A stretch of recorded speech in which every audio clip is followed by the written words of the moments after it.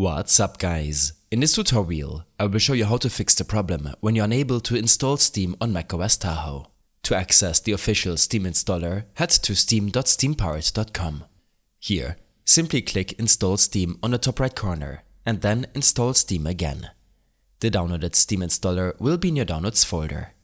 Find the file and double-click it.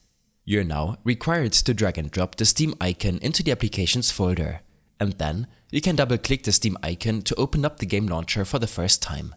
In many cases, you will see an error, or Steam will simply not launch. To fix this, search for Terminal in your Spotlight search to open up Terminal. Here, use this command, it will be available in the video description. You'll be asked to enter your account password. Once you do, type exit to save your changes. And then you can double-click the Steam icon again to open the launcher properly. If it's the first time launching Steam on your Mac, you will probably be asked to use Steam Guard to authenticate your login attempt. I hope this helped you out. Leave a comment if you have any questions and see you in the next one.